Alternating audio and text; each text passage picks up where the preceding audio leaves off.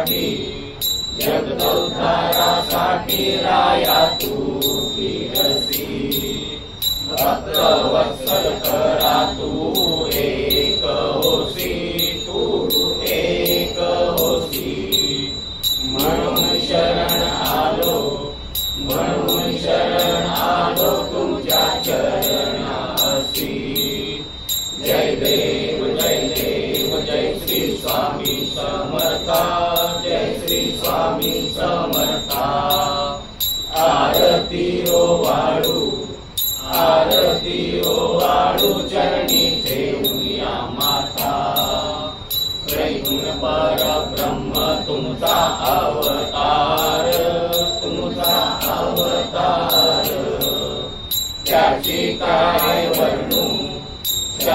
काय वर्णू लीला पामर शेषादिक शिनले नलगे का पार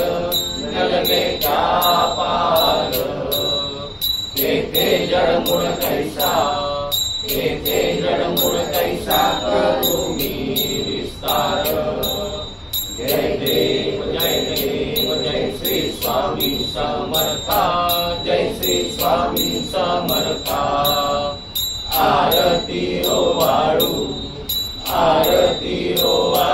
चरणी ठेवून या माथा देवा तू स्वामी राया निर्जन मुनि जन ध्यानी भावे तव पाया तुझसी अर्पण केली आपली ही काया शरणागता तारी तुझे स्वामी राया जय देव जय श्री स्वामी समर्था जय श्री स्वामी समर्था आरती ओ वाळू चरणी ठेवून या माता अगतिक लीला करुणी जडमुळ उद्धरीले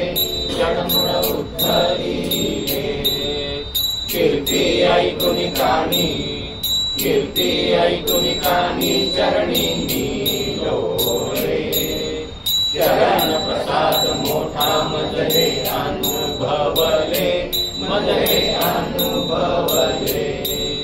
तुमच्या सुता नलगे तुमच्या दासा नलगे चरणा वेगळे जय देव जय श्री स्वामी समर्था जय श्री स्वामी समर्था आरती ओ वाळू चरणी ठेवून या माता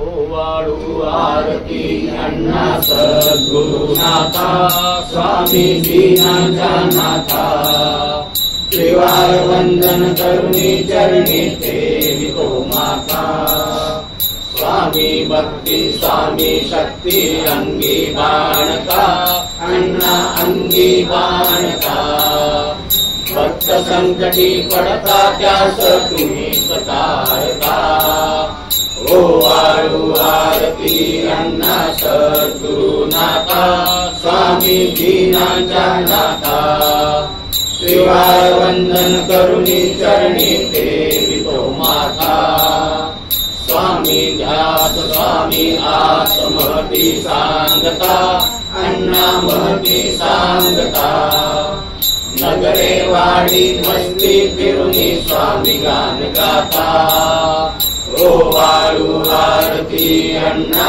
सद्गुरुनाथा स्वामीजीनांचा नाथा त्रिवार वंदन करुणी चरणी ठेवितो माता स्वामी नाम करण्या मठ स्थापिता अण्णा स्वामी मठ स्थापिता स्वामी मय जीवन तुमचे आदर्श गाथा ओ वाळू आरती अण्णा सद्गुरुनाथा स्वामीजीनांचा नाथा त्रिवार देवाय वंदन करुणी चरणी ठेवितो माता।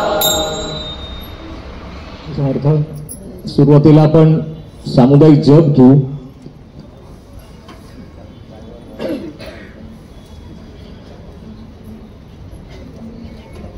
इच्छित दाता सकल कार्य सिद्ध करता सकल दुःख हरता श्री स्वामी समर्थ नमो नमः स्वाहा।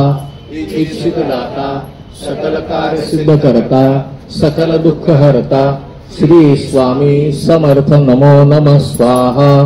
इच्छित दाता सकल कार्य सिद्ध करता सकल दुःख हरता श्री स्वामी समर्थ नमो नमः स्वाहा।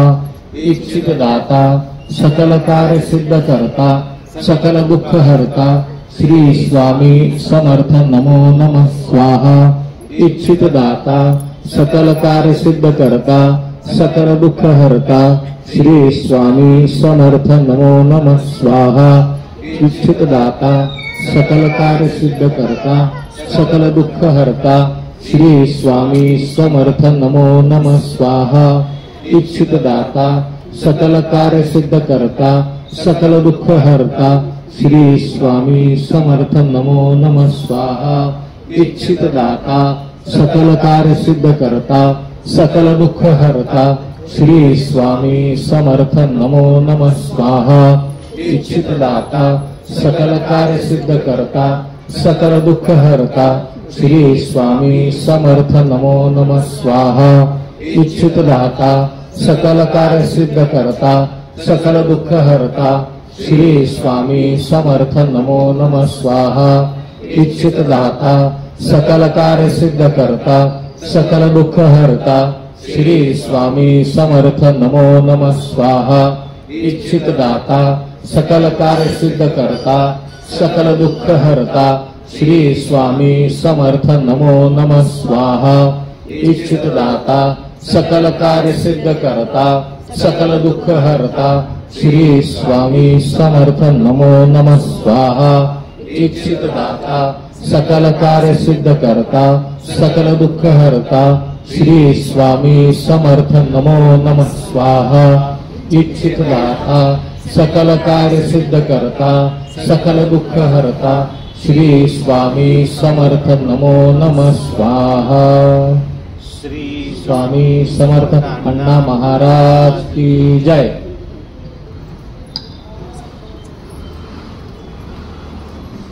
आजच्या गुरुवारचे जे अन्नदाते आहेत श्री आणि सौ वराळे साहेब,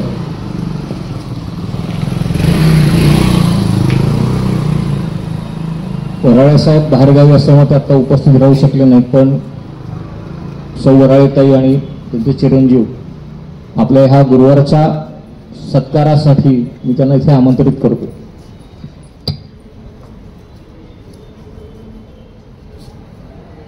श्री स्वामी समर्थ अण्णा महाराज की जय।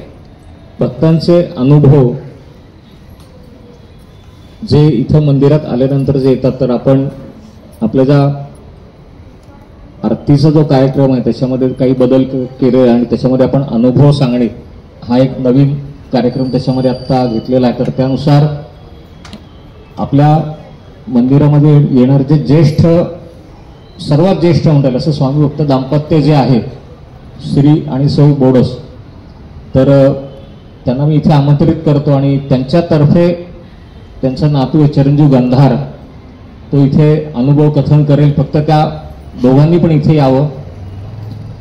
मी गंधार निलेश जोशी, आज गुरुवार दिनांक 18 जुलै 2024। नमस्कार।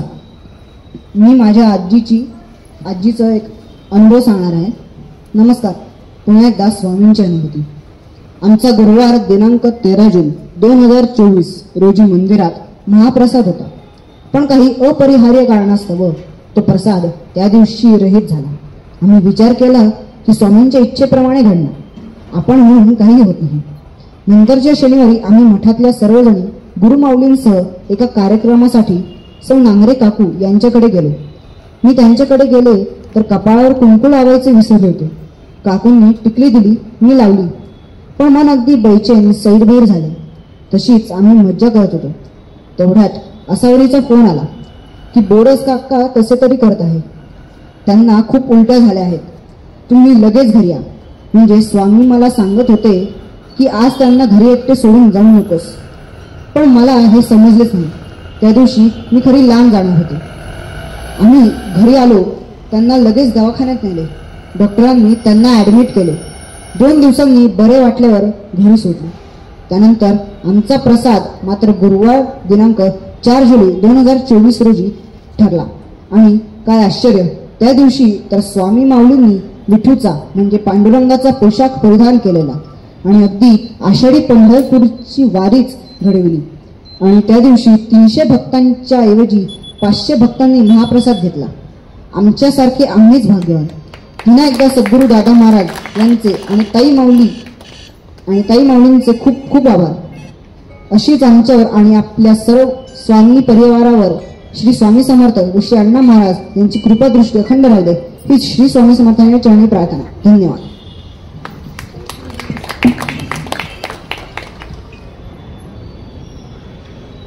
श्री स्वामी समर्थ. आत्ताच बोडस काकूंनी सांगितलं की 4 जुलैला त्यांचा जो महाप्रसाद झाला ती एक किमया किंवा एक लीला म्हणता येईल की इतका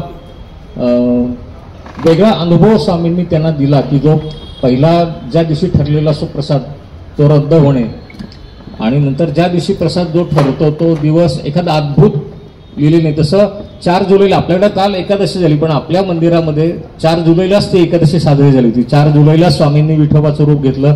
4 जुलैलाच आपण सगळे वारकरी झालो होतो. 4 जुलैला कोकणातनं सगळी ती लोक आली.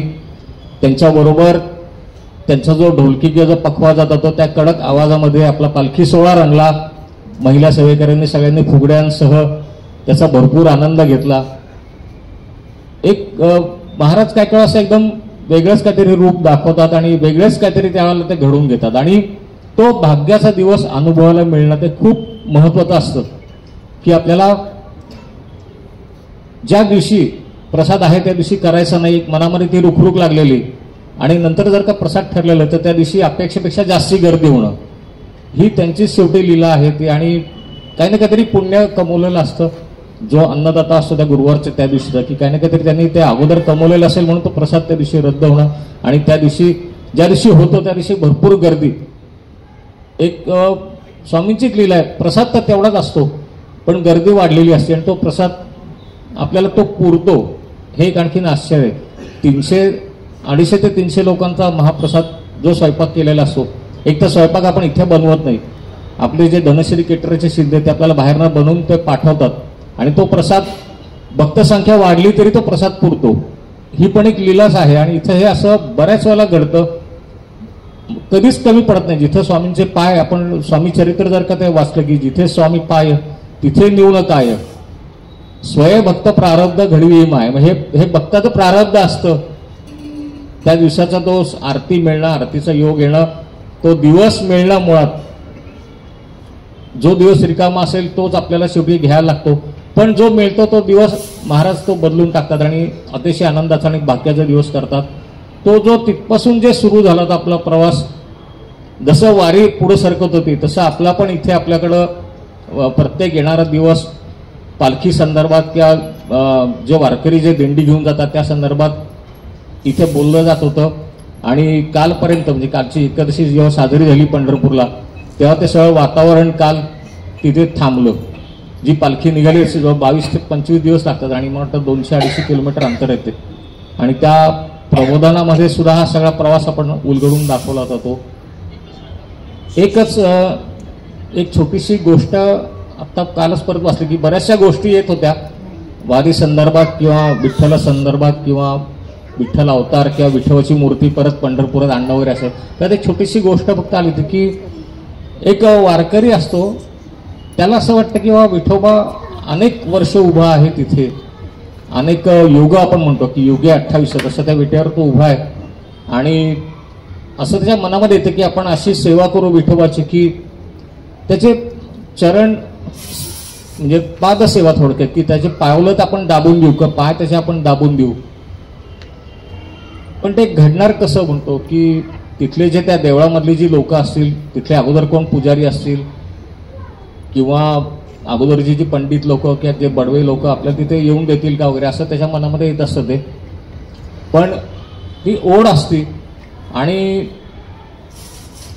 ती संधी त्याला मिळते. तिथली जी कोणी लोक असतात ती लोक त्याला परवानगी देतात की ठीक आहे, रोज तू 5 मिनिटं 10 मिनिटं येऊन तू इथे ती पादसेवा करत जा, हरकत नाही म्हणतात. तो रोज विठ्ठलाचे पाय दाबून द्यायचा आणि घरी जायचा. आणि असं होता होता त्याचे विठ्ठलाबरोबर संवाद व्हायला लागतात, विठ्ठलाशी तो बोलायला लागतो. जसं नामदेव महाराजजी खीर स्वतः विठोबा खायचे, तसं तो विठोबा त्याच्याशी बोलायला लागतात. आणि एक दिवस म्हणतो विठ्ठलाला की मी तू आता कंटाळा असेल तर मी तुझ्या जागी उभा राहू का तिथे, तुला असं कधी वाटतं का की आता बसावं आपण. तर विठोबा गंमत म्हणतो, हो मला पण वाटतं ना, म्हणतात बसावं असं वाटतं ना, मला कोणी विचारतच नाही तू बसणार आहेस का, तू किती दिवस उभा आहेस, मला कोणी अजून विचारलंच नाही म्हणतात. तसं तुझ्या मनात आलं ना, आता तुझ्या इच्छेप्रमाणे आपण करू, तुला काय वाटतं. तो म्हणतो नाही तुम्ही इथं बसा, म्हणतो मी तुमच्या जागी मी उभा राहतो तिथे. ते म्हणतात हा उभा राहा म्हणतात, पण कुठल्याही कामात ढवळाढवळ करायचे नाही, नुसतं उभं राहायचं, जे घडेल ते बघायचं. कोणी काय म्हणेल कोणी काय बोलेल ते ऐकायचं नाही. तू स्वतः काय बोलायचं नाही, तू स्वतः काय करायचं नाहीस, नाही तर माझी पंचायत करून ठेवशील.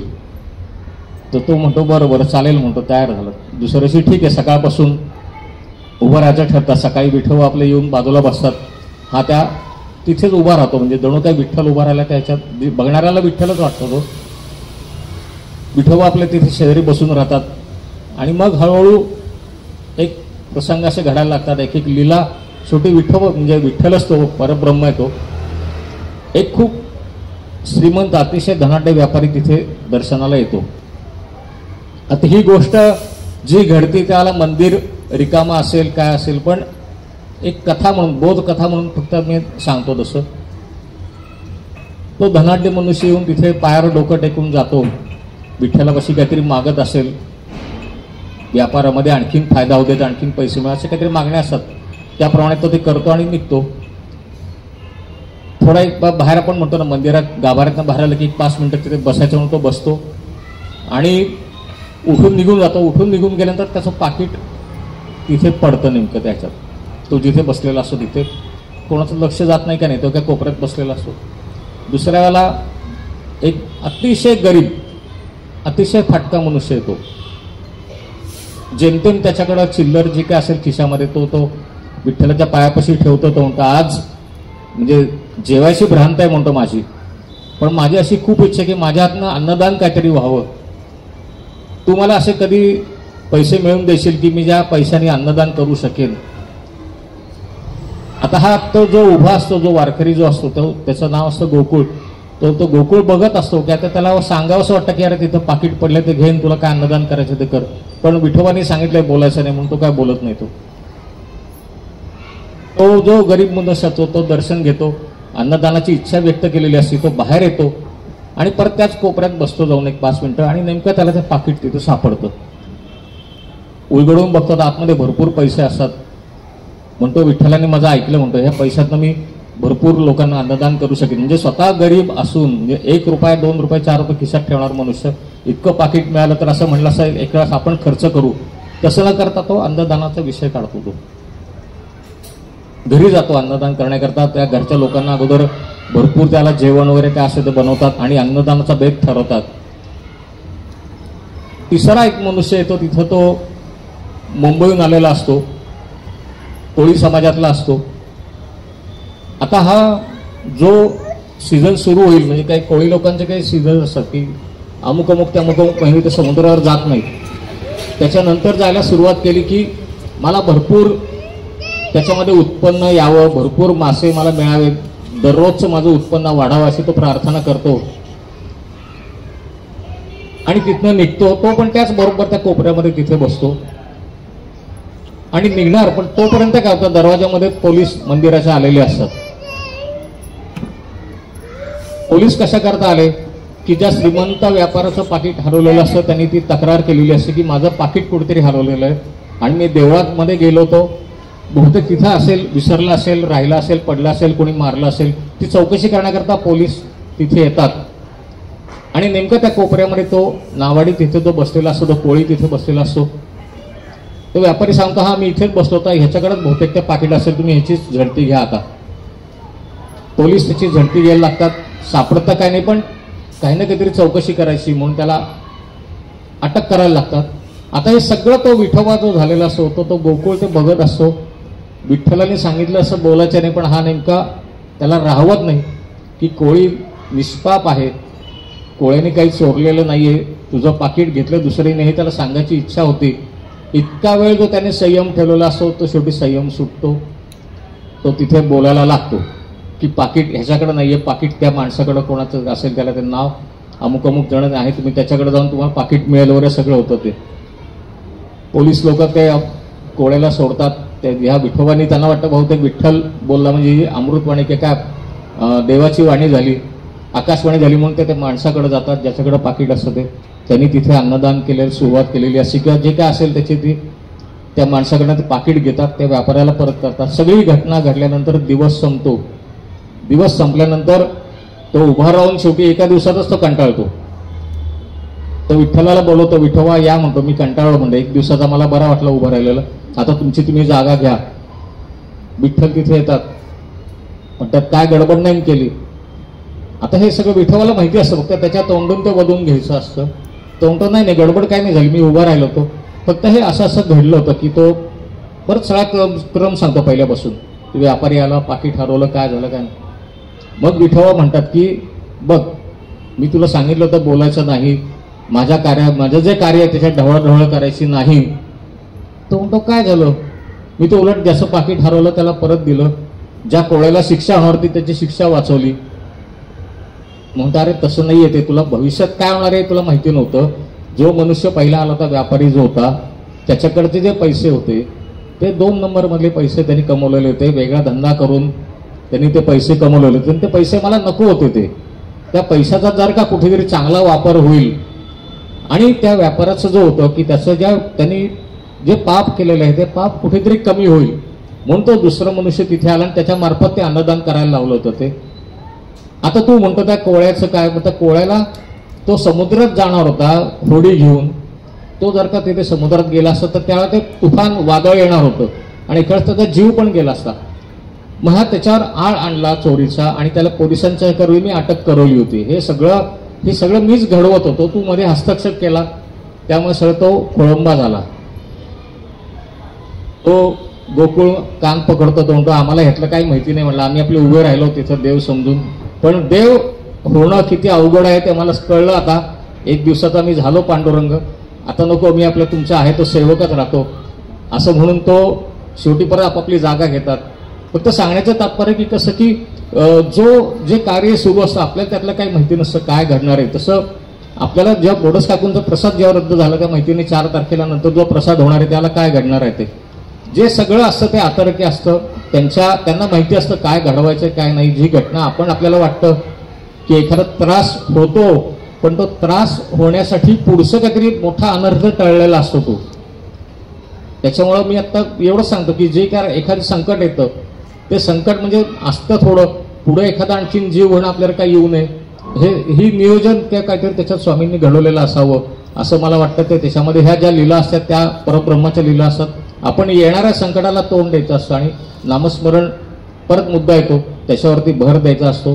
त्याच्यामध्ये कुठेही आपल्याला माफी किंवा क्षमा नाही किंवा कुठलाही त्याच्यामध्ये असं मला वाटतं की काही वेळा आपण टाळतो एखादी गोष्ट की कंटाळा आला आज नको उद्या करू, असं नसतं. त्याच्यामध्ये ते करायचंच असतं, त्याच्याशिवाय पर्याय नाही. हे सगळ्यांनी लक्षात ठेवायचं, जसं मिळेल तसं, जसं मिळेल तेव्हा. आजच्या गुरुवारी एक आपण जे सेवेकरांचे सत्कार करतो आपल्या, त्याच्यामध्ये मला आज नाव घ्यावं असं वाटतं की प्रशांत पुरोहित.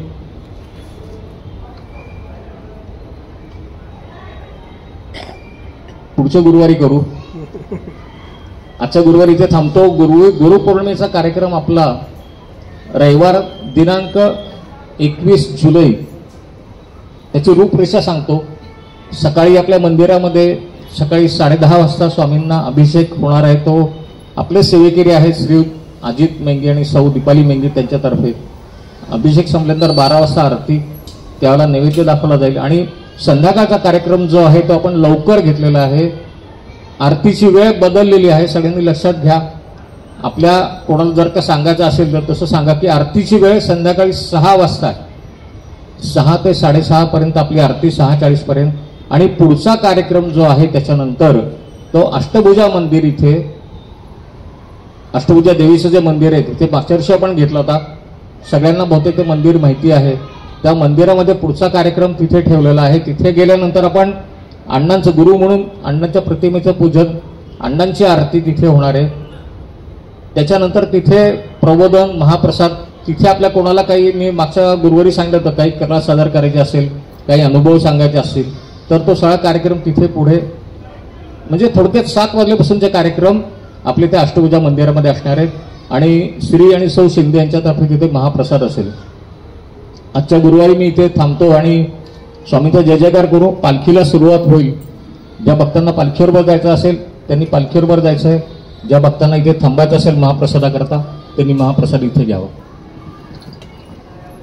जय जय श्री स्वामी समर्थ. जय जय श्री स्वामी समर्थ. जय जय श्री स्वामी समर्थ. जय जय श्री स्वामी समर्थ. जय जय श्री स्वामी समर्थ. जय जय श्री स्वामी समर्थ. श्री स्वामी समर्थ अण्णा महाराज की जय.